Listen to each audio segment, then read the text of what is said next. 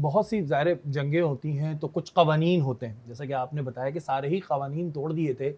ہاں ہم نے یہ سنا بھی ہے اور ایسا تھا بھی کہ جب کبھی ہم جنگ کیا کرتے تھے مسلمانوں کی طرف سے ہوتی تھی تو رسول پاک صلی اللہ علیہ وسلم یا مولا علی ان کا ہوتا تھا کہ بچوں اور عورتوں اور بزرگوں، رسول اللہ، تمام اصحاب، تمام خلفائے راشدین، سب کے یہ قوانین تھے. درخت نہیں کاٹنا، فصل کو تباہ نہیں کرنا، پانی نہیں روکنا، بچوں کو نہیں تکلیف ملے، عورتوں کی بے حرمتی نہیں کرنا، جو تلوار لے کے سامنے آئے اس پہ حملہ کرنا، کوئی بھاگتے ہوئے کو پیچھے سے نہ مارنا. اسلام مردانگی سکھاتا ہے، بزدلی نہیں سکھاتا. کیونکہ یہ جو ہم جنگ دیکھتے ہیں تو اس میں تو وہ ہر قانون توڑا گیا جنگ کہاں تھی؟ جو مردانگی نہیں ہوتی، جو ایک مردانگی بات نہیں آپ ہوتی. کو تھوڑا سا مرد ہوتے تو مردانگی دکھاتے بھائی.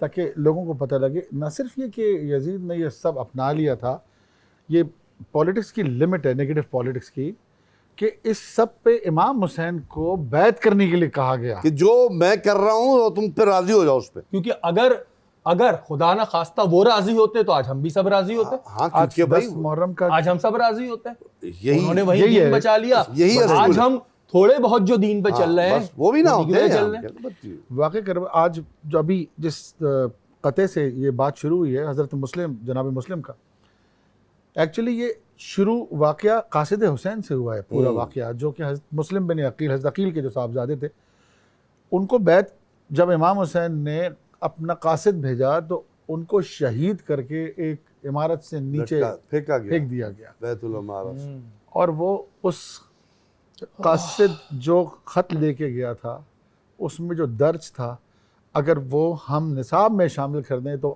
پورا اسلام سمجھ میں آ جائے گا.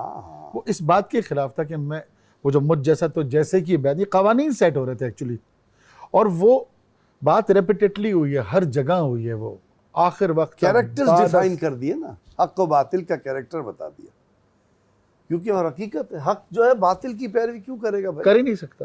وہ جان دے دے گا، سر دے دے گا، ہاتھ نہیں دے گا. اور یہ چیز اگر خالد بھائی معذرت کے ساتھ اب ہم لوگ فالو کرنے لگیں، جیسے ہم کہتے ہیں لوگ جو کرتے ہیں وہ سرخ روح ہوتے ہیں. بہت بہت کم رہ گئے، بہت کم رہ گئے، کیونکہ ہم سب محبت کرتے ہیں، اس میں کوئی دو رائے نہیں ہے. ہم سب امام حسین سے اور جو ان کے خاندان میں جتنے بھی لوگ ہیں، تمام مسلمان محبت کرتے ہیں. میں کسی کی محبت کا پیمانہ یہاں پہ نہیں بھاپ رہا ہوں، لیکن یہ بھی سوچنا چاہیے کہ ہم ان اصولوں پہ چلتے ہیں. ندیم بھائی، سارے جیسے کہ میں نے کہا رولز توڑ دیے گئے تھے اور شمر اس حد تک گر گیا تھا جس حد تک کوئی نہیں گر سکتا، کوئی حد نہیں گر سکتا، کہ ایک 4 سالہ معصوم بی بی سکینہ کے ساتھ جو ظلم کیے، جس طرح ان کی بالیاں کھینچی گئیں، ان کے کپڑے جو ہے وہ لہو لہان ہو گئے. جب وہ گئیں اپنے بابا کا پوچھنے تو اس نے تیر مار کے بتایا کہ وہ رہا تیرا بابا. یہ سب دیکھنے کے بعد کس طرح سمجھ نہیں آتا. اصل میں یہ دشمن اللہ کے تھے، کون گرتا ہے؟ یہ اللہ کے دشمن تھے. آپ غور کریں اگر تو یہ امام حسین کے نہیں، رسول اکرم صلی اللہ علیہ وسلم کے نہیں، یہ اس پیغام کے دشمن تھے جس کو یہ مسخ کرے ہوئے تھے. اور جب اس کے خلاف کوئی اٹھا تو انہوں نے کوئی حد نہیں چھوڑی اس کو پامال کرنے کی، مگر وہ جانتے نہیں تھے کہ پامال اصل میں وہ ہو رہے ہیں. بے شک وقت نے یہ طریقے نے اس نے بتا دیا رائٹ ایگزیکٹلی آفٹر دس، یہ جو کربلا کا سانحہ ہے، اس کے بعد جو آغاز ہوا ہے مجالس کا. اب 3 دن پہلے ہماری بات ہوئی 8 محرم کو، وہ پہلی مجلس جو ہے وہ جناب سید سجاد امام حسین کے بیٹے جو کہ بیمار کربلا کہلاتے ہیں، وہ اس خیمے میں موجود تھے جنہوں نے یہ سارا واقعہ اپنی نظروں سے دیکھا.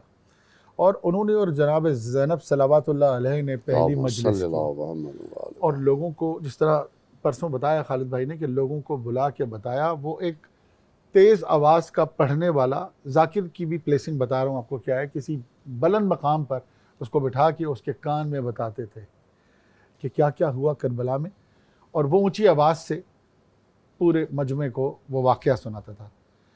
تو یہ جو دشمنان خدا ہیں، دشمنان الہی ہیں اصل میں یہ. اور اس کا ثبوت یہ ہے کہ آج دیکھیں آپ، ہم 3 لوگ اور کائنات پوری بیٹھ کے حسین کو یاد کر رہی ہے اور ان کو ملامت کر رہی ہے، ان کو ملامت کرتی رہے گی. پل بھر کی تھی حکومت عزیز کی، وہ تو لالت زمانہ حسین کا، صدیاں حسین.